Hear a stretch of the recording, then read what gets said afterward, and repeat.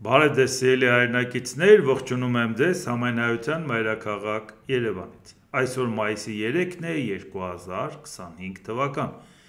Կխոսենք աշխարհաքաղաքական, տարածաշրջանային, ներպետական ուշագրավ թեմաներից, որոնք կներկայացնեմ իմ մեկնաբանությամբ։ Լարված իրավիճակ ունենք և ուկրաինական պատերազմի հետ կապված և նաև բարդ քննարկումների և Ամերիկա, Իրան և Թուրքիա, Իսրայել և այդ բոլորը մեր շուրջ է և մեզ հետ ուղղակիորեն առնչվող։ ԱՄՆ նախագահ Դոնալդ Տրամփը գրել է. «Իրանական նավթի կամ նավթաքիմիական արտադրանքի բոլոր գնումները պետք է անհապաղ դադարեցվեն։ Ցանկացած երկիր կամ անհատ, որն Իրանից կգնի ցանկացած քանակությամբ նավթ կամ նավթաքիմիական նյութեր, անմիջապես կենթարկվի երկրորդական պատժամիջոցների։ Նրանց կարգելվի որևէ ձևով կամ որևէ միջոցով գործարքներ կնքել Ամերիկայի Միացյալ Նահանգների հետ», հայտարարել է ԱՄՆ նախագահը։ Սա իհարկե այն ֆոնին, որ երեկ էլ այդ մասին ասեցինք, որ ուղղակի սպառնում են Իրանին, որ եթե ինքը չհրաժարվի իր միջուկային պաշարներից, ապա ուղղակի միջուկային օբյեկտներին հարվածներ կհասցվի։ Սա էլ Միացյալ Նահանգների նախագահի կարծիքը։ Ինչ են ասում Իրանից։ Իրանի արտգործնախարար Աբբաս Արաղչին ինչ է ասում. «Իրանը միջուկային վառելիքի ամբողջական ցիկլին տիրապետելու լիակատար իրավունք ունի», այսինքն իրանք չեն ցանկանում հրաժարվել այդ ուրանից։ Իսկ հիմա Իրանի կառավարության տնտեսական համակարգման գերագույն խորհրդի քարտուղար Մոհսեն Ռեզային հայտարարել է, որ Իրանը պատրաստ է ցանկացած սցենարի, ընդգծելով, որ Իրանի հետ առճակատումը ծանր հետևանքներ կունենա ԱՄՆ-ի համար։ Սպիտակ տանը պաշտոնը ստանձնելուց առաջ ԱՄՆ նախագահ Դոնալդ Տրամփն ասել է, որ ծրագրեր ունի անհապաղ նույնիսկ 24 ժամվա ընթացքում դադարեցնել Ռուսաստանի և Ուկրաինայի միջև պատերազմները, սակայն Ուկրաինայում պատերազմը շարունակվում է։ Գազայում և Լիբանանում հրադադարը խախտվել է, իսկ Իսրայելը գրավել է Սիրիայի տարածքի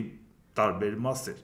Իրանի հետ բանակցությունների վերաբերյալ Իրանի Իսլամական Հանրապետությունը ցույց է տվել իր լրջությունն ու վճռականությունը բանակցելու և համաձայնության հասնելու համար, սակայն Տրամփը և նրա թիմը Իսրայելի վարչապետ Նեթանյահուի և նեոկոնսերվատորների ազդեցության տակ դեռևս շփոթության և որոշումների կայացման ճգնաժամի մեջ են, ընդգծել է Ռեզային։ Իհարկե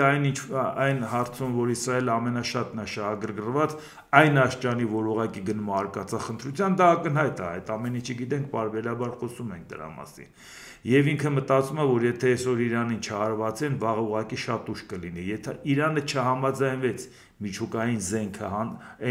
հարստացված ուրանը հանձնի և վերացնի այդ լաբորատորիաները, ընդամենը ժամանակ ձգելը Իսրայելին ոչինչ չի տա։ Առավել ևս Իսրայելը որոշակի ակտիվ խնդիրների մեջ է մտել թե Սիրիայում Թուրքիայի հետ առճակատման գնալու, թե Իրանի հետ կապված, թե Գազայում, լուրջ խնդիրներ է Իսրայելի համար, և հիմա ամենաշատ Իսրայելն է փորձում ամեն ինչ անի, որ Միացյալ Նահանգները որոշում կայացնի, բայց դա բարդ որոշում է Միացյալ Նահանգների համար։ Էնպես որ դա մի խնդիր է, որը մեզ շատ լուրջ մտահոգում է, որովհետև ցանկացած պարագայում մեզ համար շատ դա խիստ անցանկալի է մեր հարևանի հետ նման իրավիճակ առաջանա և այդ խառը վիճակից օգտվեն ցանկացած մեր ոչ բարեկամ պետությունները, ամենամեղմ ասած։ Իսկ հիմա դա միակ գիծը չի, բոլոր ուղղություններով լարվածություն կա։ ԱՄՆ պետքարտուղար Մարկո Ռուբիոն հայտարարել է. «Գերմանիայի սահմանադրության պաշտպանության գերատեսչությունը այլընտրանք Գերմանիայի համար կուսակցությունը ճանաչել է որպես ծայրահեղ աճ կուսակցություն ամբողջ երկրով մեկ։ Որոշումը կընդլայնի կազմակերպության դեմ իրականացվող հսկողության գործիքների զինանոցը և համարվում է կուսակցության արգելման միջանկյալ քայլերից մեկը»։ Գերմանիան իր հետախուզության ծառայությանը նոր լիազորություններ է տվել ընդդիմությանը լրտեսելու համար։ Սա ժողովրդավարություն չէ, սա քողարկված բռնակալություն է։ Եվ պատկերացրեք, ԱՄՆ պետքարտուղարը նման գնահատական է տալիս Գերմանիայի։ Իրականում ծայրահեղականը ոչ թե հանրաճանաչ այդ AfD-ն է, այդ կուսակցությունը Գերմանիայի այդ այլընտրանքը, որը վերջին ընտրություններում երկրորդն էր, այլ Իստեբլիշմենթի կողմից իրականացվող սպանիչ բաց սահմանների քաղաքականությունը, որին դեմ է AfD-ն։ Գերմանիան պետք է փոխի իր ընթացքը, գրել է պետքարտուղար Ռուբիոն։ Սա առաջի դեպքը չի, որ Գերմանիային մեղադրում են կամ Եվրոպային մեղադրում են, փոխնախագահն էլ Ամերիկայի առաջի իր այցով գնաց Եվրոպա, Մյունխենում ելույթ ունեցավ, շատ անհաջող ելույթ ունեցավ, մի խրատներ տվեց ժողովրդավարության Եվրոպային էտեն օրերն էր, որ Դոնալդ Տրամպը թագադրել էր, իրան թագավոր էր հայտարարել եւ իր թիմակիցներն էլ ասում են, բա իհարկե թագավորն ապրած կենա եւ ինքը գնացել էր Եվրոպային մատ էր թափ տալի, բացատրելով, որ դուք ժողովրդավարությունից շեղվել եք։ Հիմա էլ ասենք ԱՄՆ Մարկո Ռուբիոն այն դեպքում, երբ որ լավ հիշում ենք, որ ընտրությունների ժամանակ ամեն ինչ արեցին, անգամ Իլոն Մասկը բավական կոպիտ ձևով միջամտեց ընտրություններին, ամեն ինչ անում էին, անգամ նեոֆաշիստներին աջակցում էին, ինչի դուք պետք է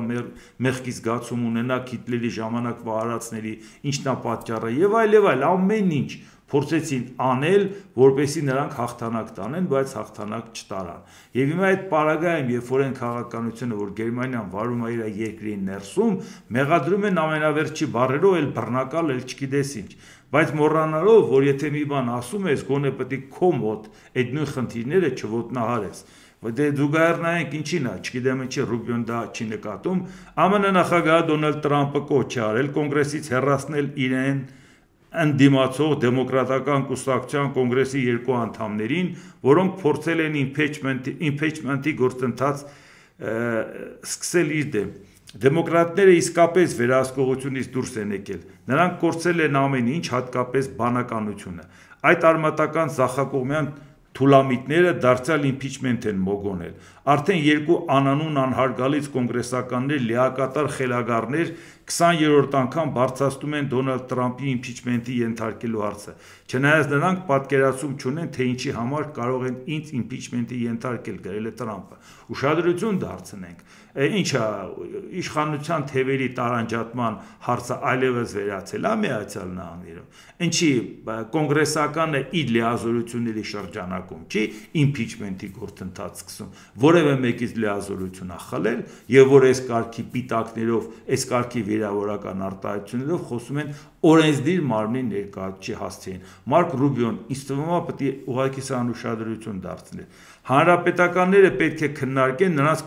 կոնգրեսից հեռացնելու հարցը, նրանց կատարած բոլոր հանցագործությունների համար, հատկապես ընտրական շրջանում, հավելել է ԱՄՆ նախագահը։ Ինչու ենք թույլ տալիս նրանց անընդհատ օգտագործել impeachment-ը որպես զենք Միացյալ Նահանգների նախագահի դեմ, որը համընդհանուր կարծիքով ամեն ինչ անում է մեր երկիրը փրկելու համար։ Դա նույն սխեման է, որը նրանք օգտագործել են իմ առաջին ժամկետի ընթացքում, եւ հանրապետականները թույլ չեն տալ, որ նրանք կրկին ջրից չոր դուրս գան, եզրափակել է Տրամպը։ Եթե նրանք իսկապես հանցագործություն են արել, ի՞նչ կապ ունի impeachment-ի առաջարկանում են, թե չէ, թող իրավապահ մարմինները նրանցով զբաղվեն։ Հա, այսինքն սա լրացնելու ձև է։ Եթե հանկարծ կշարունակեք, ձեր նկատմամբ ինչ-որ գործ կսկսեն, ընտրության խախտումներ կգտնեն, ինչ-որ պիտակներ։ Կարծում եմ, որ այս հարցը շատ լրջորեն Ամերիկայի Միացյալ Նահանգների հեղինակությանը հարված է հասցնում, թե Ամերիկան մի բանով որ ուժեղ էր, ասում ենք ուներ ուժեղ նախագահական համակարգ եւ ուժեղ կոնգրես, ուժեղ դատական համակարգ, ուժեղ 4-րդ իշխանություն։ Եվ մեկ է տեսնում ես այդ բոլորն ուժեղ են, դա հենց ուժեղապետությունը։ Ուժեղ են եւ ինքնուրույն են նահանգները, դա հենց մի կուր պետություն է։ Այսօր բոլորը ոտնատակ է տված։ Եվ այս պարագայում պետք ավելի լավ կլինի մի հատ ուշադրություն դարձնեն, թե ինչա կատարվում նաեւ իրանց մոտ, որովհետեւ այդ գնահատականները Գերմանիային գործընկերային հարաբերություններին ոչինչով օգուտ չի։ Առավելևս Գերմանիան շատ լուրջ անելիք ունի Եվրոպայի անվտանգության համար, եւ այնպես որ այս պարագայում փորձել նրա հարացները նսեմացնել, չեմ կարծում, որ որևէ ձևով արդյունավետ է։ ԱՄՆ նախագահ Դոնալդ Տրամպը նոյեմբերի 11-ը եւ մայիսի 8-ը առաջին եւ երկրորդ համաշխարհային պատերազմներում հաղթանակի օրեր է հայտարարել, երկու պատերազմներում էլ հաղթանակ տարավ Միացյալ Նահանգները եւ ոչ ոք չի կարող մեզ մոտենալ ուժով, քաջությամբ եւ ռազմական հմտությամբ, գրել է Տրամպը։ Ըստ Տրամպի Միացյալ Նահանգներն անհամեմատ ավելին արեց երկրորդ համաշխարհային պատերազմում հաղթելու համար, քան մյուս երկրները։ Այն որ Միացյալ Նահանգները շատ արել, դա շատ կարևոր է, բարբերաբար այդ մասին խոսում ենք, ով էլ որ ուրացել է, ապերախտություն է ցուցաբերել, շատ սխալ է, բայց այս կարգի գնահատականներ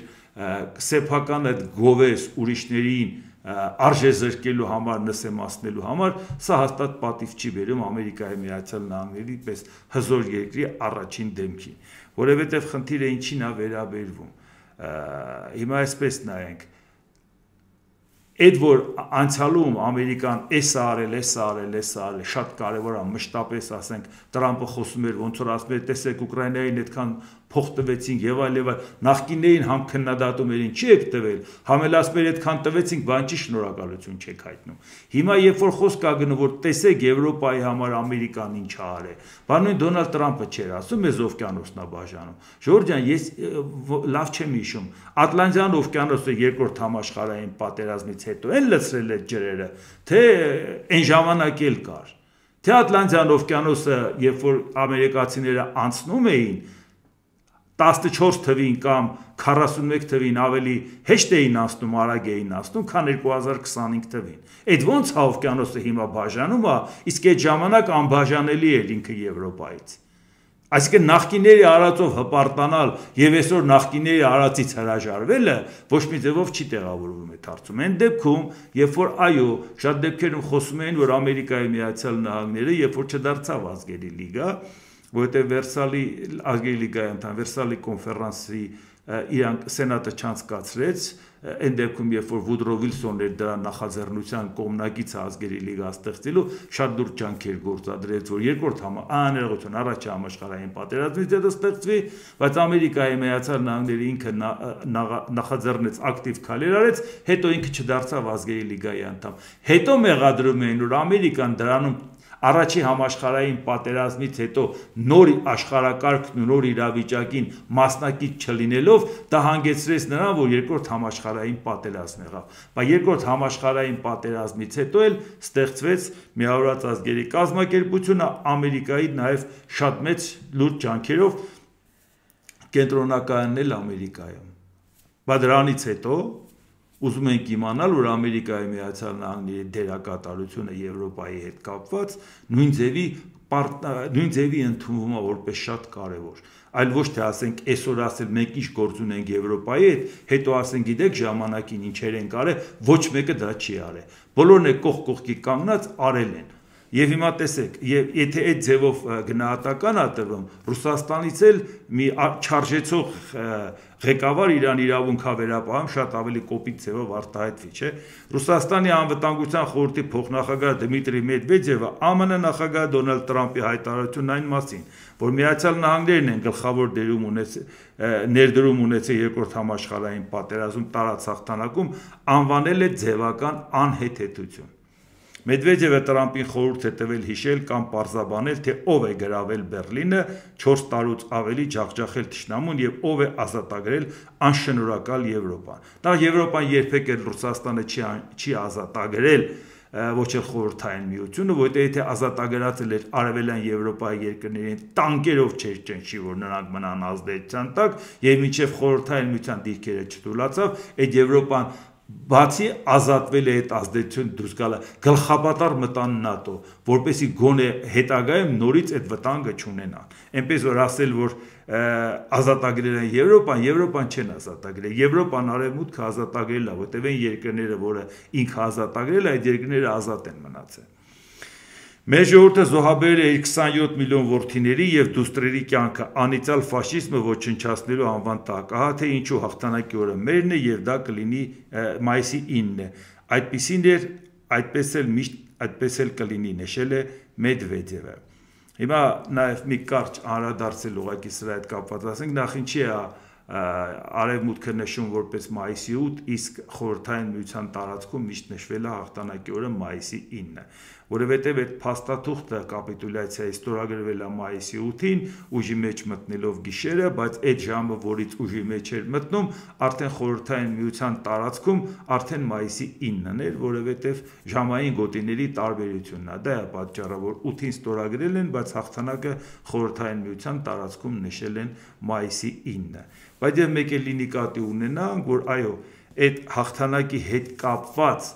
տեսեք, երբ որ Ռուսաստանը ուրանում Ամերիկայի արածը, պարբերաբար այդ մասին ես խոսել եմ, որ չի կարելի դա այն աջակցությունը, որը ցուցաբերել են, բարեբախտաբար Պեսկովը վերջերս հանդես եկավ եւ ներկայացրեց, բայց եւ միևնույն ժամանակ նաեւ անտեսել խորհրդային միության արածը, դա էլ օրինակ ես կողմնակից չեմ, որովհետեւ եթե մենք օբյեկտիվ չենք, այլ ուղղակի ինչ որ մեկի ճաշակով ենք առաջնորդվում, երբեք ճշմարտությունը հնարավոր չի լինի ապացուցել։ Եվ ինչ որ միտեղ կամ պատմության չիմացության կամ պատմությունը իր անտուզածևի ներկայացնելու, դա ճիշտ չեմ համարում, որովհետև ես ծնվել եմ խորհրդային միությունում եւ Հայաստանն էլ այդ պատերազմին 300,000 զոհ ա տվել։ Այն դեպքում, երբ որ պատերազմի թաթերաբեմ չի եղել եւ խաղաղ բնակիչ չի զոհվել, բայց բնակչության 25%-ի չափ զոհ ա ունեցել։ Ոնց ենք պատկերացնում, դա մեր պատերազմը չէր։ Այսինքն կարելի է դա անտեսել նաեւ խորհրդային միության արածը։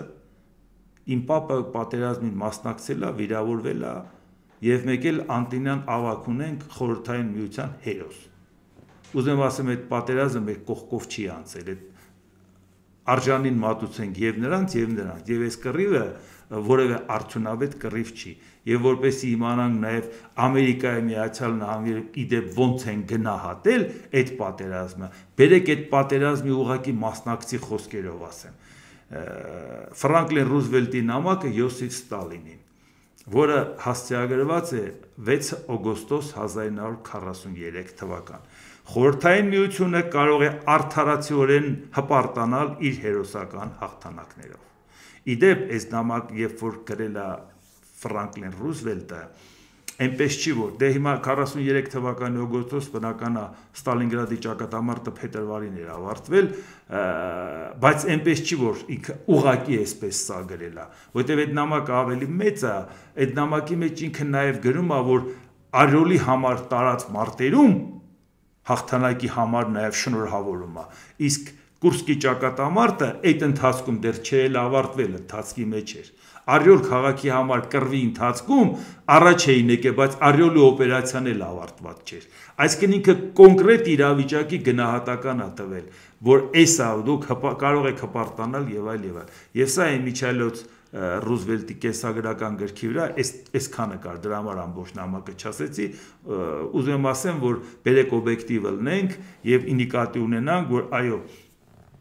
երկրորդ համաշխարհային պատերազմի ժամանակ երբ որ նաև Դոնալդ Տրամպը անհարգալից խոսում էր նաև Ֆրանսիայի հասցեին, Կանադայի հասցեին, բարբերաբար ասել ենք, որ բոլոր պատերազմներին Կանադան մասնակցել է եւ Ֆրանսիայի հետ կապված, եթե նույնիսկ Ֆրանսիան օկուպացրել են գերմանացիները, բայց գեներալ դե Գոլը կռվում էր, չէ՞։ Երկրի տարածքից դուրս իր զորքով կռվում էր։ Այն ժամանակ Ֆրանսիան գաղութներ ուներ, դրանք պետք է աշխատանք տանեին։ Օկուպացրել էին Ֆրանսիայի բուն տարածքը, չէին օկուպացրել մնացածները։ Այդ պարագայում բա ինչ էր տեղի ունենում։ Այն աշճանի էր Ֆրանսիայի անելիքը, այն աշճանի էր նրանց ներդրումը, որ երկրորդ համաշխարհային պատերազմի ժամանակ, հենց կապիտուլյացիայի ակտի ժամանակ Ֆրանսիան մասնակից էր հաղթողների հետ, Գերմանիայի հետ, Խորհրդային Միության հետ եւ Ամերիկայի Միացյալ Նահանգների հետ։ Մարշալ Լատր դե Տասինին այնտեղ նստած էր։ Պատահական չի, մի երկու անգամ հիշացրել եմ, որ գեներալ ֆելդմարշալ Վիլհելմ Կեյտելը, երբ որ եկել մտել էր, տեսել էր ֆրանսիացիք նստած են, փնփնթալով նստել էր, չնայած հետո պարզաբանում են, թե ասել էր, բայ իրանցել ենք պարտվել։ Չէր ասել, բայց տենց հասկացվում էր։ Բայց արդյունքում այո, պարտվել էին, որովհետեւ Ֆրանսիայի դերակատարությունը չափազանց մեծ էր։ Ես ուզում եմ ասեմ, որ այս ամեն ինչին պետք է մենք օբյեկտիվ գնահատական տանք, որպեսզի իրար հասկանանք։ Եթե դա արժանիք բավարար չէր, բան չէր օկուպացված զոնաները Արևմտյան Գերմանիայի, ֆեդերատիվ Գերմանիայի 3 զոնայի բաժանած Մեծ Բրիտանիա, Միացյալ Նահանգներ, Ֆրանսիա։ Ինչ գործ ուներ Նյուրնբերգյան դատավորության ժամանակ Ֆրանսիան։ Ինչ գործ ուներ Շպանդաուի բանտում, որտեղ Նյուրնբերգում կախեցին, մյուսներին երկար ժամկետով դատեցին, այդ ռեժիմի մեջ ներգրաված էր նաև Ֆրանսիան։ Ես սա ասում եմ նրա համար, որ նույնը երբ որ խոսում ենք Ուկրաինան, երբ որ իր պահանջներն ա դնում, այս պատերազմի հետ կապված ասում են Ուկրաինան բան եւ նացիստները մենք կռվել ենք նրանց դեմ, բա հարց է ծագում։ Վիզ էին դնում, որպեսի իրանք այսօր բանել Մեդվեդևը, որ ներկայացնում է, որ ով է հաղթել, ով է Բերլին մտել եւ այլ եւ այլ։ Ուժերի հարաբերակցության կռիվ էր գնում, չէ՞։ բա հուլիսի 17-ին էր Պոցդամի կոնֆերանսը սկսել, արդեն պատերազմից հետո ազդեցություն էին բաժանում, բա դրանից առաջ հունիսի 26-ին Սան Ֆրանցիսկոյում հակահիտլերյան կոալիցիայի 50 անդամ ստորագրեցին կանոնադրությունը, որ ՄԱԿ ստեղծեն, որը հոկտեմբերի 24-ին է ստեղծվել, բայց հունիսի 26-ին արդեն կանոնադրությունը ստորագրողների մեջ նաև Ուկրաինան էր, այն Ուկրաինան, որ հիմա ասում ենք, բա նացիստներին մենք հաղթել ենք, բա ինչ գործ ուներ այդ դեպքում Ուկրաինան, եթե Խորհրդային Միության դերակատարությունն այնքան էր եւ Ուկրաինային այնքան, որ Պոզդամի կոնֆերանսից առաջ արդեն Ուկրաինան ՄԱԿ-ի անդամ էր, այսինքն նշանակում է Խորհրդային Միությունը 3 ձայն ուներ։ Ուրեմն նշանակում է այդ արժանիքը գնահատել է։ Դրա համար այն ինչ որ նրանք են ուրանում, բերեք նայել ասենք, այն ինչ որ նրանք են թերագնահատում, բերեք նայել ասենք, էլի ժողովուրդ ջան։ Այս իրար չհասկանալու պարագանա, որպեսի չեն կարողանում առաջ գնալ։ Իսկ հիմա տեսնենք, էլի խնդիրներ ունենք այդ տաք զոնաների։ ԱՄՆ պետքարտուղար Մարկո Ռուբիոն զանգահարել է Հնդկաստանի եւ Պակիստանի բարձրաստիճան պաշտոնյաներին, փորձելով հարթել երկու երկրների միջև ստեղծված ճգնաժամը։ Ռուբիոն կոչ է արել Պակիստանի վարչապետ Շեհբազ Շարիֆին եւ Հնդկաստանի արտգործնախարար Սուբարհանյան Ջայշանկարին թույլատրել լարվածությունը։ Իհարկե ես միշտ զարմանում եմ, որ Ամերիկայի Միացյալ Նահանգները միշտորթական առավելությամբ հանդես է գալի, մթամեն մեկը վերջացրեց հիմա այլ են մյուսը, այս մարդիկ պետք է մտածեն, ասեն, եթե նենց պետք է միջամտես ոնց որ Ուկրաինայում, սպասի գոնե օգտակար հանածոների հետ կապված հաշվառում անենք, ինչ ունենք, ինչ չունենք, ինչ ենք տալու դրա դիմաց, այդ զանգի դիմաց, որ գոնե մասնակցեն։ Առայժմ դեռ չի արդարացրել իրան, իսկ այդ լարվածությունը շատ վտանգավոր է, նաև էքստրեմիջուկային պետություն են եւ աշխարհի վիճակն էլ բավական անտեր վիճակ է։ Սա միշտ չի որ սենց վիճակ ա եղել, թե չէ ընդհանրապես բանի տեղ չէինք դնի Իրան, Հնդկաստանի եւ Պակիստանի վեճը կարելի է կարծել դա նորություն է կամ բախումները նորություն է, բայց հիմա շատ վտանգավոր է, որովհետեւ զսպողնով է հիմա։ Հնդկաստանը Պակիստանին մեղադրել է վերահսկողության գծում հրադադարի ռեժիմը խախտելու մեջ։ Հնդկական լրատվական գործակալության հաղորդագրության մեջ նշվում է, որ պակիստանցիները կրակ են բացել հրաձգային զենքերից, իսկ հնդկական բանակը պատասխանել է դրան։ Նշվում է, որ փոխհրաձգությունն ընթանում է արդեն 9-րդ օրը եւ ջուրը փակել է Հնդկաստանը, օդը փակել է Հնդկաստանը, հիմա էլ ոչ միայն ուղիղ ներմուծումները Պակիստանից, այլ նաեւ տրանզիտ առաքումները, ապրանքների դա էլ է դադարացրել։ Այսինքն դեռ լարվածությունը չի թուլացել եւ հզոր պետությունները ոնց որ տեսնում եք առանձնապես չեն էլ միջամտում կամ նանենց հա մի հատ զանգ են քեֆալ հարցնեն ոնց եք ինչ եք լավ կլի ես չանեք բայց դա հարցի լուծում չի։ Իսկ հիմա պակաս ակտիվ չի նաև Իսրայելը, որը դրան պետք է ուշադրություն դարձնենք, որովհետև հատկապես Ադրբեջանի հետ կապված նրա ակտիվությունը մեզ ուղղակիորեն առնչվում է։ Իսրայելական կործանիչները հարվածներ են հասցրել Դամասկոսում գտնվող նախագահական պալատի մերձակա շրջանների վրա։ Իսրայելի վարչապետ Բենյամին Նեթանյահուի խոսքով օդային հարձակման նպատակը վերջին օրերին Սիրիայում մահացու բռնությունների թիրախում հայտնված դռուս կրոնական փոքրամասնությունները պաշտպանելն է։ Նեթանյահուի պնդմամբ հարվածը եղել է հստակ ուղերձ Սիրիայի ռեժիմին, առ այն, որ Իսրայելը թույլ չի տա, որպեսզի Դամասկոսի հարավից ուժեղ տեղակայվեն կամ ինչ որ սպառնալիքներ դռուզների համայնքի համար։ Սա մենակ ինչ է, որ կրոնական փոքրամասնությանը աջակցելը հիմա այնտեղ այնքան խառն է այս լարվածության ժամանակ, հիմնական իրաց բնակավայրը հիմնական մասը Սիրիան, նաև Լիբանան, Իսրայել, բայց այնտեղ այս պատերազմների հետ կապված դժվար է ասել որտեղ ինչքան են մնացել, բայց հիմա Իսրայելը մենակ դա չի, որ նրանց է պաշտպանում, որտեղ Իսրայելի պաշտպանության բանակը հայտնել է, որ Իսրայելը հարվածներ է հասցրել Սիրիայում ռազմական օբյեկտներին, զենիթային կայանքներին եւ ցամաքոտ դասի հրթիռային ենթակառուցվածքին։ Իսրայելի պաշտպանության բանակը կշարունակի գործել ըստ անհրաժեշտության, պաշտպանելու Իսրայելի քաղաքացիական բնակչությանը, ասում է հաղորդագրության մեջ։ 7 հարված է հասցվել Սիրիայի մայրաքաղաք Դամասկոսի արվարձաններին, կրակի տակ են հայտնվել նաև Հոմս, Համա եւ Լաթաքիա նահանգները։ Հիմա ինչպես տեսնում եք, սա ակնհայտորեն Թուրքիայի դեմ է, որտեղ Թուրքիան ամբողջությամբ փորձում է վերահսկողություն սահմանել Սիրիայի վրա եւ նաեւ դրա հետ կապված ունի Ամերիկայի Միացյալ Նահանգները, եթե չասենք աջակցությունը գոնե բարեհաճությունը,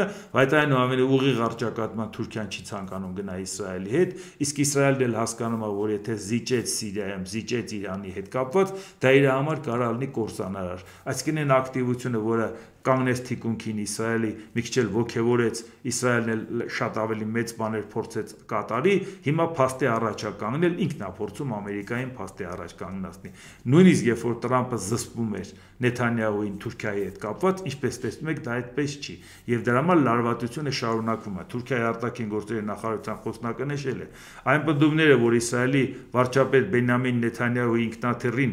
թռիչքի թույլտվություն է տրվել ադրբեջանայցի համար բացարձակապես չեն համապատասխանում իրականությանը։ Այսինքն նույնիսկ Ադրբեջան գնալու հետ կապված նրան օդային տարածքը չեն տրամադրում։ Ի սկզբանե համաձայնվել էին։ Հիմա այդ որ ասում են չի համապատասխանում իրականությանը, այդ ձեզանից էր դուս եկեք, այլակատը մենք շատ գիտենք, դուք ինչ եք ասել։ Բայց ինչի համար, նույնիսկ այս լարվածությունը կա։ Այո, 5 օրով Բենյամին Նեթանյահուի Ադրբեջան գնալը շատ տարօրինակ է, պաշտոնական այցով, դրան իհարկե անդրադարձել ենք, ելի կանդրադառնանք, որտեղ դա մեզ համար հեչ հաճելի չի, որտեղ նա ցանկանում է ամեն ինչ անել, որ Ադրբեջանի հետ էլ պայմանավորվածություն կան, ինչ որ մի ձև գտնի, ինչ որ մի լուծում գտնի Իրանի հետ կապված լարվածության, որով Ամերիկան իրան աջակցի գոնե հարված հասցնեն, որպեսզի այդ միջուկային սպառնալիքներից իրանք ազատվեն, բայց առայժմ դեռ այդ ուղղությամբ հաջողություններ չունի, բայց ինչպես տեսնում եք, այս ակտիվության պարագայում հիմա Թուրքիայի հետ բախվելու, Իրանի հետ բախվելու ինքը այդ քաշը չունի, բայց եւ միևնույն ժամանակ ուզում է փաստի առաջ կանգնացնի Ամերիկայի Միացյալ Նահանգներին։ Իհարկե Հայաստանի հետ կապված մենակ դա չէ, ինչ որ մենք ասացինք, որ այդ ամեն ինչը ուղղակիորեն առնչվում է, այդտեղ մենք էլ այս մոլորակի մի մասնիկն ենք ու բարդ տարածաշրջանում ենք, ու մեր բոլոր կողմի հարևաններ, բարեկամներ ու ոչ բարեկամներ ներգրաված են այդ բոլոր հարցերի մեջ։ Հիմա տեսնենք Հայաստանի հետ կապված էլի ուղիղ սպառնալիքներ է հնչում։ Հայաստանում Ռուսաստանի դեսպան Սերգեյ Կապերկին։ Հայաստանը մեր մերձավոր դաշնակիցն է առանցքային տնտեսական գործընկերն Անդրկովկասում։ Ինչ վերաբերում է մարտահրավերներին, ապա ընդգծեմ այն փաստը, որ մեր երկրներին բացահայտ ու կոպտորեն փորձում են միմյանցից վանել, գժտեցնել։ Թե ով է կանգնած դրա հետևում, քաչ հայտնի է, եւ ինչպես նաեւ նրանց Ռուսաստանի ռազմավարական պարտությունը տեսնելու մոլուցքը։ Ես չէի տարանջատի Ռուսաստանը հարավային Կովկասից։ Բավական են նայել քարտեզին համոզվելու համար, որ դա մեր երկիրն է, նրա անկախնելի մասը, հետևաբար այնտեղ ընթացող բոլոր գործընթացների անմիջական մասնակիցն է։ Այսինքն Ռուսաստանի դեսպանը Հայաստանում գտնում է, որ մենք եւ Ռուսաստանը դա մի երկիր ենք։ Ժողովուրդ, մարդը եկել է, բավական մի երկիր ենք, դու ինչ գործ ունես դե որպես դեսպան։ Դեսպանը ինչքան գիտենք, սուվերեն պետությունում չեն ելնում։ Բայց ով ես դու բաստեղ։ Գեներալ գուբերնատոր։ Ով ես։ Չէ, հիմա հարցը որն է, մարդը կոնկրետ ասում է, մենք մի պետություն ենք։ Ժողովուրդ ջան, հիմա մենք դրա հետ համաձայն ենք, թե չէ։ Մեմերանք ասելով, ժողովուրդ ջան, այդ մարդկանց ուզածը մեր պետությունը վերացնելն է։ Ներսում էլ անընդհատ իրանք ման են գալի աջակիցներ, որ այդ խնդրում իրանց օգնեն։ Բարդ է այդքան հասկանալ։ Հիմա շարունակությունը, որ նայեք, այդքանը որ ասեց մի պետությունը, հիմա շարունակությունը նայենք, որ դա հենց այնց հայտարարություն չի։ Ռուսական կողմը բազմիցս արտահայտել է իր տեսակետը, որ հարավային Կովկասի ճակատագիրը եւ ապագան պետք է որոշեն տարածաշրջանի երկրներն ու նրանց հարևանները։ Վերջ, էսը արևմուտքը գործ չունի։ ԱՄՆ պետդեպարտամենտի, այս էլ կոնկրետ մեղադրանք, ԱՄՆ պետդեպարտամենտի, Եվրամիության եւ նրա անդամ պետությունների պաշտոնատար անձինք նետել են դիմակները եւ սկսել են բացահայտ հայտարարել, որ մտադիր են հասնել հարավային Կովկասում Ռուսաստանի, ինչպես նաեւ Իրանի եւ Չինաստանի չարորակ ազդեցության նվազեցմանը։ Դրա հետ կապված նրանց նպատակասլացությունը ոչնչացնել Երևանի եւ Մոսկվայի դաշնակցային կապը հայ գործընկերներին հարաբերությունների դիվերսիֆիկացման հարցում օգնելու պատրվակով։ Մենք ողջամտորեն ակնկալում ենք, որ մեր հայ դաշնակիցները թույլ չեն տա արևմուտքում գտնվող ռուսատյաց ուժերին օգտագործել իրենց հրաշալի երկիրը տարածաշրջանում Ռուսաստանի հետ առճակատման երկրորդ ճակատ բացելու համար։ Սա ինչ է, ով է պատրաստում երկրորդ ճակատ բացի կամ ով է Ռուսաստանի հետ կռվելու։ Ռուսաստանի հետ մի ճակատ բացված է Ուկրաինայում, որը բացել է Ռուսաստանը։ Ուկրաինան չի հարձակվել Ռուսաստանի վրա։ Արևմուտքը այդքան կանգնած Ուկրաինայի թիկունքին, լա բնակչությունը նայենք նույնիսկ այդքան պակասած դեպքում մեզանից առնվազն 10 անգամ ավել է։ Կորցրած տարածքների պարագայում անգամ մեզանից համերա դեռ մի 15-16 անգամ ավել է։ Հետո ամբողջականը 603,000 է եսի նկատիում օկուպացիացնել հանած։ Հետո ինչ ենք ակնկալում։ Ով է պատրաստում Ռուսաստանի դեմ երկրորդ ճակատ բացել։ Առաջի ճակատը Ռուսաստանն է բացել, երկրորդը մենք ենք բացելու։ Կամ արևմուտքը մեծ ասելու է, որ երկրորդ ճակատ բացել, եթե նույնիսկ մեզ զենք տա, մեզ փող տա, մենք Ռուսաստանի դեմ կռվելու ենք, մենք ի վիճակի ենք դա, երբևիցե նման խնդիր ով է դրել։ Մենք խոսում ենք ինչի մասին։ Այսինքն եթե մենք ցանկանանք Եվրոպայի հետ համագործակցել, դա նշանակում է Ռուսաստանի դեմ երկրորդ ճակատ բացել, դա Ռուսաստանը համարում է ԱՄՆ-ի պետդեպարտամենտ, Եվրամիություն եւ այլ իրանց թշնամին են։ Եթե իրանք աշխատում են, որ Ռուսաստանի ազդեցությունից փոկեն, ուրեմն նշանակում է դրանով երկրորդ ճակատ են բացում։ Այսինքն սա օբյեկտիվ իրանք անթակույց ասում են, որ ժողովուրդ ջան, իմացեք, չենք թողելու այդ ճակատը բացեք։ Բայց ով էր բացում։ Այսինքն իրանք են բացելու, որտեղ առաջի ճակատն էլ են իրանք բացել Ուկրաինայում, մեղադրելով, որ իրանց ուզած քաղաքականություն չեն վարում։ Այսինքն մենք ինչպես տեսնում ենք, այսօր ոչ թե գլուխը խառը Ռուսաստանին այդքան կարևոր է, որ Հայաստանի վրա ազդեցությունը մեծացնի, այլ դա պարզապես շատ կարևոր է իր համար այն առումով, որ այս բարդ տարածաշրջանում այս հարաբերակցությունը, որն առաջացել է, ազդեցությունների խնդիր, Եվրոպան ինչ ցանկություն ունի ստեղ, Ամերիկան ինչ կունենա եւ հարևան երկրները ինչ կունենա, Ռուսաստանը ցանկանում է, որ այդտեղ լուրջ դերակատարություն ունենա եւ լավագույն կամ վատագույն դեպքում Հայաստանի շահերը սկուտեղի վրա որևէ մեկին վաճառի իր ազդեցության համար, իր շահերի համար, որևէ ավելի մեծ ցանկություն չէ, կամ ինքը օկուպացնի Հայաստանը, կամ Հայաստանը սկուտեղի վրա տա ինչ որ մեկին, ոնց որ տվեց Արցախը Ադրբեջանին։ Դրա համար սա սովորական հայտարարություն չի, մանավանդ դեսպանը, որը գտնվում է մի երկրում եւ օբյեկտիվորեն պետք է կոռեկտ լինի, բայց ինքը բացահայտ անթակույց երկրորդ ճակատ բացելու մասին ասում, թե ով է ընդհանրապես Հայաստանը դիտարկել որպես ճակատ։ Ուկրաինայի նախագահ Վոլոդիմիր Զելենսկին մերժել է հաղթանակի 80-ամյակի օրերին երրորդյա հրադադարի մասին Ռուսաստանի ղեկավարի նախաձեռնությունը, հայտարարելով 30-օրյա զինադադարի անհրաժեշտության մասին, որն էլ մերժվել է Ռուսաստանի կողմից։ Զելենսկին հայտարարել է, Ուկրաինան չի կարող երաշխավորել մայիսի 9-ին Մոսկվայում կայանալիք միջոցառումներին համաշխարհային առաջնորդների անվտանգությունը։ Մենք չենք կարող պատասխանատու լինել Ռուսաստանի Դաշնությունում տեղի ունեցող իրադարձությունների համար, մեր դիրքորոշումը շատ պարզ է բոլոր այն երկրների համար, որոնք գնացել են կամ պատրաստվում են մայիսի 9-ին մեկնել Ռուսաստան։ Նրանք են ձեզ անվտանգություն ապահովում, ուստի մենք ձեզ որևէ երաշխիք չենք տալիս, որովհետև մենք չգիտենք, թե ինչ կանի Ռուսաստանն այդ օրերին, ասել է Զելենսկին։ Իսկ Ռուսաստանի անվտանգության խորհրդի փոխնախագահ Դմիտրի Մեդվեդևն էլ մեկնաբանել է Ուկրաինայի նախագահ Վոլոդիմիր Զելենսկու հաղթանակի 80-ամյակի տոնակատարության ժամանակ հրադադարի ռեժիմին չհամաձայնելու մասին հայտարարությունը, եւ ով է փնտրում նրա երաշխիքները, պարզապես բանավոր սադրանք, ոչինչ ավելին։ Հաղթանակի օրն իրական սադրանքի դեպքում ոչ ոք չի կարող երաշխավորել, որ մայիսի 10-ը Կիևում կգա։ Գրել է Մեդվեդևը, այսինքն մենք է Կիևին կհարվածենք, այսինքն սա նոր լարվածություն է, Զելենսկին ասում է, եթե 3 օր եք ուզում, բերեք 30 օր, ինչ չեք անում, նրանք է 30 օրին համաձայն չեն, նա էլ ասում է, բան չի պետք մենք երաշխավորենք, եթե կռիվ է գնում, ինչ երաշխիք կա, իհարկե ակնհայտ է, որ Զելենսկին չի պատրաստվում Կրեմլին հարված հասցնի, Կարմիր հրապարակին հարված հասցնի, դա պարզ է, հատկապես հյուրերի պարագայում, բայց կարող է Մոսկվային հարվածներ հասցնի, որ այդ կրակները ծուխը ինչ-որ բան համենայն դեպս Կարմիր հրապարակից երևա, բայց դե միևնույն ժամանակ հասկանալի է, որ պատասխան հարվածեր ստանալու է դա լարվածություն առաջացնելու։ Մենք ուղղակի ուշադրություն դարձնենք այս մթնոլորտումը, որ Հայաստանի ղեկավարությունը որոշում պետք է կայացնի ինքը մայիսի 9-ի այդ տոնակատարությանը մասնակցի։ Այն դեպքում, երբ որ Սերբիայի նախագահ Ալեքսանդր Վուչիչը Ֆլորիդայում հանկարծ հիվանդացել է եւ կվերադառնա տուն,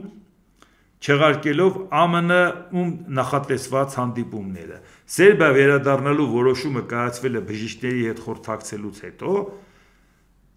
Սերբիայի նախագահը պլանավորում էր հանդիպել Ամերիկայի նախագահ Դոնալդ Տրամփի եւ Հանրապետական կուսակցության այլ բարձրաստիճան պաշտոնյաների հետ։ Քանի որ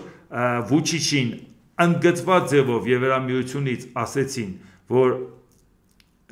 եթե դու գնաս Մոսկվա, մոռացի, որ բանակցություն կվարենք անդամակցության, իսկ անդամակ թեկնածու պետությունա Սերբիան 2012 թվականից, հայտը ներկայացել է 2009-ին եւ ինքը շատ լավ հասկացավ վտանգը, հիմա արդեն հասկացավ ավելի լավ է եթե ես գնամ Ամերիկա, պատկերացնում եք այնքան վիճակս վատ է, որ Տրամպի հետ հանդիպումից անգամ հրաժարվել եմ, ել ես ոնց կարող եմ գնալ Մոսկվա, եթե ինքը դա այստո Մոսկվա գնա, պատկերացնում եք ինչ ծիծաղելի վիճակում կհայտնվի, մի երկիր, որը թեկնածու անդամ է Եվրամիության, հանկարծ Ամերիկայում հանդիպման չի գնում, բայց գնում է Մոսկվայում Կարմիր հրապարակում մասնակցում, այսինքն սա ավելի շատ է հիվանդանալը նրա համար էր, որ ինքը խուսափի այնտեղ գնալուց, սա իհարկե նորմալ հնարավորություն է, որովհետև մենք գիտենք, որ այդ կարգի պլանային հիվանդանալու հնարավորություններ ունենում է Նիկոլ Փաշինյանը, ինքն էլ պարբերաբար կովիդ է անգնում եւ շատ արագ բուժվում է, մի օրվա մեջ, երկու օրվա մեջ շատ արագ,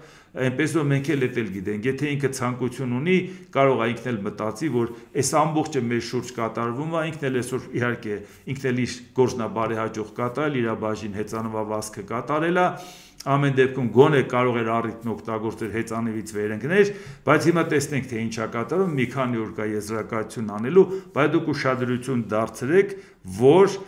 նույնիսկ եթե Սերբիայի նախագահ Ալեքսանդր Վուչիչը կարող էր ասենք մտածում է չգնա, բայց Սերբիան ի վերջո խորհրդարանական կառավարման համակարգ է եւ այնտեղ երկրի ղեկավարը վարչապետն է օբյեկտիվորեն, հա կարող է սահմանադրությամբ նայենք նախագահը ոնց որ մեր մոտ ներկայացչական կամ արարողակարգային պաշտոնա, չէ, բայց մենք չենք տեսնում, որ գոնե Սերբիայից առայժմ գոնե ասած են կներեք նախագահը հիվանդացել է, կարող է գնա վարչապետ մասնակցի,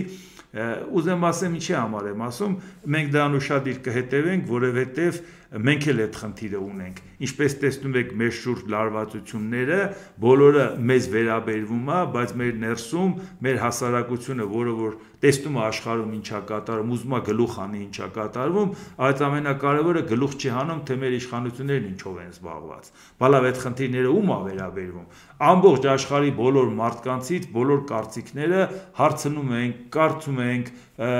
իրաց կարծիքները մեկնաբանում, փորձում վերլուծել հասկանալ որն է մեզ համար կարևոր, եք ուզենայինք մեր շատ դեպքերում ասում են Հայաստանի իրադարձությունները մի քիչ ավելի շատ անդրադարձեք, ժողովուրդ ջան, դե ինչ է անդրադառնամ, ասեք տեսնեմ ինչ է եղել, գնանք ինչ անենք, շորիմետրն առնենք, չափենք տենանք քանի կիլոմետր ա քշել, ճիշտ է ասում, թե սուտ հեծանիվ է, բան պետք է լինի, չէ՞ որից խոսանք։ ԱՄՆ փոխնախագահ Ջեյդի Վենսը հայտարարել է, որ Ուկրաինայում պատերազմը հազիվ թե շուտով ավարտվի։ Ըստ Վենսի ԱՄՆ վարչակազմի առջև այժմ ծառացած է Ռուսաստանի եւ Ուկրաինային օգնելու խնդիրը գտնել ոսկե միջինը։ Ավելի քան 3 տարի տևած հակամարտությունը վերջ դնելու համար, ընդ որում հենց Ռուսաստանն ու Ուկրաինան պետք է համաձայնության գան եւ վերջ դնեն պատերազմին։ Իհարկե ուկրաինացիները զայրացած են, որ իրենց երկիրը ներխուժել են, շարունակել է Վենսը, բայց արդյոք մենք իսկապես շարունակելու ենք հազարավոր զինվորներ կորցնել մի քանի մղոն տարածքի համար։ Նորից այս մարդիկ հոգեբանորեն չեն պատկերացնում, որ հայրենիքը դա տարածք չի, հայրենիքը դա չգիտես ինչ չի, արոտավայր չի, անտառու չի, դա հայրենիք է, դա ինչ որ մեկի տունն է, ինչ որ մեկի հայրենիքն է, չի կարելի ցենց ասել մի քանի մղոն տարածքի մասին է խոսքը, կամ էլ Գրենլանդիային փողը տանք կպի մեզ, Կանադային փողը տանք կպի մեզ, Մեքսիկային տանք, ժողովուրդ չեն ուզում այդ մարդիկ ուզում են լավ, վատ հայրենիք ունենան։ Մի պետություն, որը որ աշխարհի հետ կապված խոսում է աշխարհը կառավարելու մասին եւ որևէ մեկի տան մասին խոսում է մի քանի մղոն տարածքի մասին, դա անլրջացնում է հենց իր խոսքի արժեքը, ժողովուրդ ջան։ ԱՄՆ պետդեպարտամենտի պաշտոնական ներկայացուցիչ Թեմի Բրյուսը կտրականապես հերքել է այն տեղեկությունները, որ Միացյալ Նահանգները դուրս են գալիս Ռուսաստանի եւ Ուկրաինայի միջև խաղաղության բանակցություններից։ Բրյուսը դրանք անվանել է կեղծ եւ ընդգծել ամերիկյան կողմի շարունակական մասնակցությունը գործընթացին։ Եթե նկատելի գործընթաց չլինի, մենք կարող ենք մի փոքր փոխել մեր դիրքորոշումը։ Դա անշուշտ չի նշանակում նահանջ գործընթացից։ Բայց երեք այս նույն անձնավորությունը ինքը խոսում էր կարող է եթե մի բանը լի մենք պետք է թռնենք գնանք կարգավորենք թող գնան նստեն իրանց հետ իրանց հարցը լուծեն ինքը կտրականապես հերքում է իր ասածը ժողովուրդ ջան մի ինչ անենք ինչ որ հայտարարեն մի օր սպասենք տենանք հերքում են թե չէ հերքումը մի անգամից տանք դուք եք ասել ում վրա եք գցում Պենտագոնից տեղեկացնում են, ԱՄՆ պետքարտուղարությունը հավանություն է տվել Ուկրաինայի համար F-16 օդաչուների աջակցության և ուսուցման $310 միլիոն փաթեթին։ Այսինքն սա նշանակում է, որ Միացյալ Նահանգները հանածոների հետ կապված փաստաթուղթը ստորագրելուց հետո բավական նորմալ ձևով փորձում են Ուկրաինայի հետ աշխատել, իսկ Ուկրաինային էլ պետք է ասում են տվեք մեր հնարավորությունները, մենք այդ հարցերը լուծենք, եթե պատերազմը շարունակվում է, գոնե մենք ունենանք հնարավորություն։ Իսկ այդ պատերազմի շարունակվելու հետ կապված նաև իրավիճակը, որպեսզի նաև գնահատենք, չնայած այդ մասին մշտապես խոսել ենք, ԱՄՆ կենտրոնական հետախուզական վարչության նախկին բարձրաստիճան աշխատակից Ռալֆ Գոֆը հայտարարել է. ԱՄՆ նախկին նախագահ Ջո Բայդենի վարչակազմը Ուկրաինային անհրաժեշտ քանակությամբ զենք չի տրամադրել։ Գոֆը նշել է, որ դա հանգեցրել է հակամարտության ձգձգմանը, որն այժմ իրենից սպանդ է ներկայացնում։ Գոֆի կարծիքով ուկրաինական բանակը հնարավոր է կարող էր դուրս մղել ռուսներին երկրից, եթե Բայդենի վարչակազմը նրան բավականաչափ զենք ուղարկեր։ ԱՄՆ ուկրաինացիներին սպառազինություն է տվել, բայց ոչ այն քանակով, որ հաղթեն, եզրակացրել է Ռալֆ Գոֆը։ Միանշանակ համաձայն եմ դրա հետ, Ամերիկան այդ հնարավորությունը ուներ, բայց կար մի խնդիր, նախ այդ ձգելը ուներ մի նպատակ, որ ընտրությունները դեռ չավարտված շարունակվեր ընտրապայքարը արտաքին թշնամու վրա կառուցած լներ, որ տեսեք մենք պատերազմի մեջ ենք հասարակությանը մոբիլիզացներ, բայց ժողովուրդը ընդհակառակը տեսավ պատերազմի խնդիրները, բայց չտեսավ դրա ավարտը եւ ասեց այսքան խնդիրները մեզ համար ստեղծել եք, ներպետական խնդիրներն էլ գումարեց, եւ երկրորդը գենետիկ վախ ունեն ամերիկացի նախագահները Ռուսաստանից կամ Խորհրդային Միությունից։ Հենց Խորհրդային Միությունը ասում է միջուկային զենք, Ամերիկայի նախագահները գոյություն չունեն։ Վերջ պրծել են, չկան։ Ժորժյան գնացեք Ռեյգանին, խոնարհվեք առաջը։ Այդ մարդը միջուկային Խորհրդային Միությունը քանդեց, ժողովուրդ, չվախեցավ։ Բայդենը չէ որ խոստովանում էր, որ ինքը վախենում էր, որ Պուտինը միջուկային զենք կօգտագործի։ Այդ դա էր պատճառը, որ ինքը վախեցավ, որ ավելի ակտիվ ձևով Ուկրաինային օգնի։ Համ վախեցավ անկառավարելի վիճակ առաջանա ընտրությունների ժամանակ իրանք խնդիր ունենան, հենց դրա պատճառով էլ ունեցան։ Համ էլ իրանց հետախուզական ծառայությունները նստել էին ականջին ու ասել էին իմացի Պուտինը նախ խփող տղա է։ Երևի քանի 100 հարցազրույցում եղել է, որ ասում ժողովուրդ ջան, չի խփելու Պուտինը բլեֆ է անում, նա չի գնալու, նա վախկոտ մարդ է, նա չի անելու։ Նա այնքան վախեցած էր, որ իր խոհարարը իր դեմ դուրս եկավ 1000 կիլոմետր ճանապարհ կար, նա Կրեմլից փախավ, արդեն խրամատ էին փորում մերձ մոսկովյան տարածքներում։ Նա միջուկային զենք օգտագործող չի, հասկացեք ժողովուրդ ջան, չի լինելու դա։ Ասել եմ դա 22 թվին, 23-ին, 24-ին եւ 25-ին, բայց այդ վախը դուրս չի գալիս ժողովուրդ ջան։ Աման, հանկարծ տեսեք ինչ կանեն, տեսեք ինչ կանեն։ Եվ դա էր պատճառը, որ Տրամպը չհամարձակվեց ավելի ակտիվ ձևով աջակցել։ Ներողություն, Տրամպը չէ, Բայդենը։ Եվ այս ինչ որ ասում եմ միանգամայն ճիշտ է։ Եվ այս ամեն ինչը ձգվեց, այս աշխարհի հետ կապված, այսքան խնդրեմ առաջացավ, հիմա էլ մտածում ենք նոր աշխարհակարգը ինչ տեսք կունենա։ Իհարկե բավական բաներ կար, որ ձեզ համար հանել էի առանձնացել, դե շատ հարցեր կա պարտադիր այդ ամեն ինչին անդրադառնանք, որովհետև տարբեր տեղեր լսում են, իմանանք գոնե իմ կարծիքը այդ ամեն ինչի հետ կապված, վաղը Կիրակի է, հուսով եմ ոչ մի բան պակաս չենք թողի, այն ինչ որ առանձնացել եմ անպայման դրանց բոլորին կանդրադառնանք։ Դե ինչ այսօր այսքանը, դիտեք եւ դատեք ինքներդ, շնորհակալություն։